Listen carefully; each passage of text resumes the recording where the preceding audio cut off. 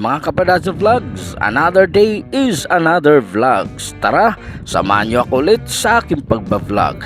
Bago yan, ipapacheck up muna natin si Baby Rina. Siya yung aking kasangga sa mga lakad. Mainam na yun, sigurado tayo, bago nating gamitin.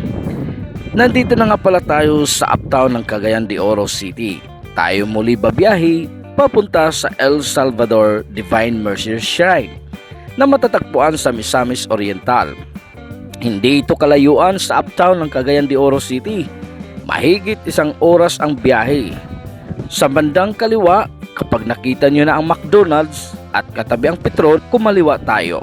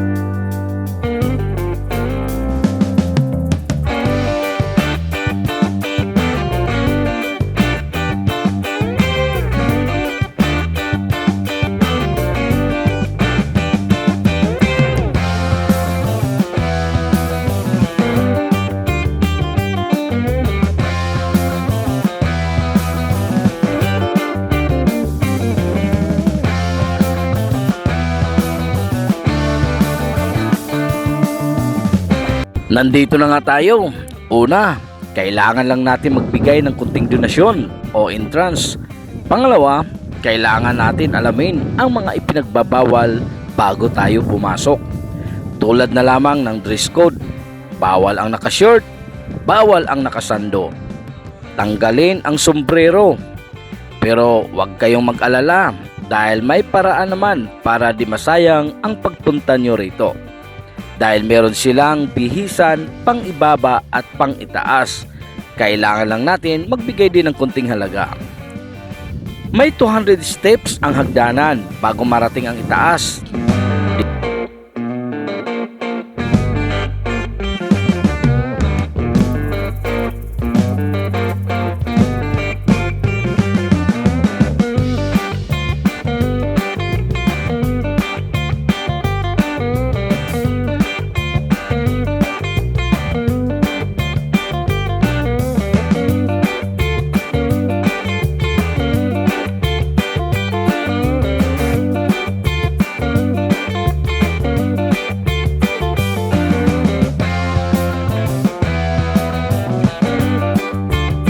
Pa lang sa bungad, tanaw mo na ang ganda ng paligid. Overlooking agad at pansin natin ang rebulto o larawan ni Mama Mary. Pagkatapos nun, tuloy na tayo sa itaas, pero dobling ingat lang sa hagdanan.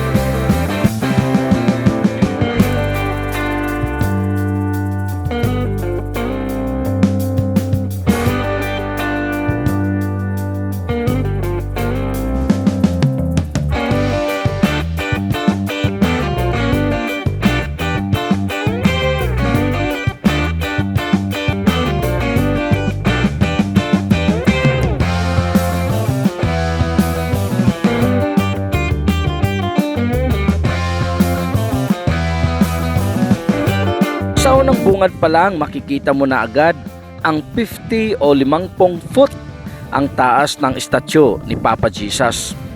Sobrang ganda at namangha talaga ako sa gawa at disenyo nito.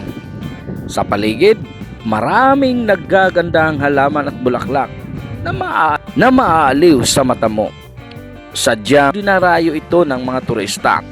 Ang kadahilanan, kung ito nga naman ang bubungad sa iyo, abay, kakaiba sa pakiramdam. Gaya ng sinabi nila, sagrado ang lugar ito sa ating mga kapatid sa pananampalataya. Lahat ng kahilingan mo ay matutupad kasama ng taos-pusong panalangin. Kaya kunting respeto lang, huwag tayong mag-ingay.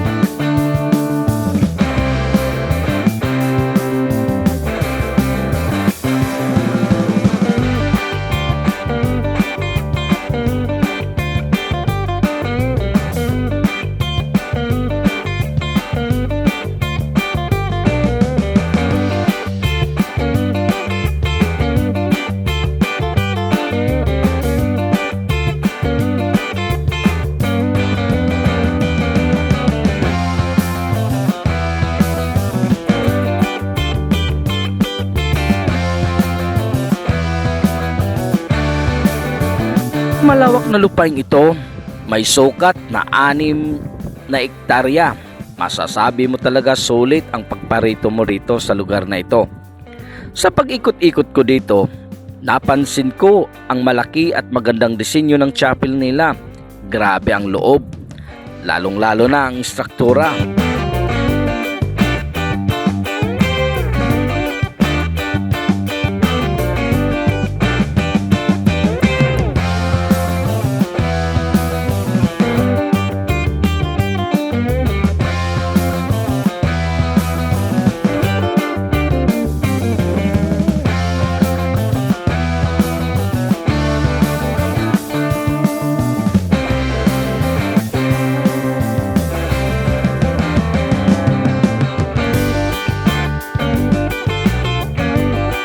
Nilapitan ko ng maigi ang malahiganting estatwa ni Papa Jesus. Parang may kakaibang nararamdaman ako. Sobrang namamangha talaga ako. At para tayong makaakyat sa itaas, kailangan muna natin dumaan sa orientation. Dito, ipinapaliwanag nila kung ano ang bawal dalhin sa itaas. Mahigpit na ipinagbabawal sa itaas ang mobile phone, cameras, GoPro at iba pang mga device. Doon sa bukana ni Papa Jesus, ang kailangan lang natin ang time-team na panalangin. Dahil sa panalangin, tayo muli nabubuhay at napapatawad. Ayon nga sa Mateo 11:28-30, lumapit kayo sa akin. Lumapit kayo sa akin, gayong lahat na nahihirapan at nabibigatan sa inyong pasanin. At bibigyan ko kayo ng kapahingaan. Pasanin ninyo ang aking pamatok at sundin ninyo ang aking mga itinuturo. Subalit ako'y maamo at magpakumbabang loob. Matatagpuan ninyo sa akin ang kapahingaan. Subalit madaling dalhin ang aking pamatok at magaan ang pasahing ibinibigay ko sa inyo.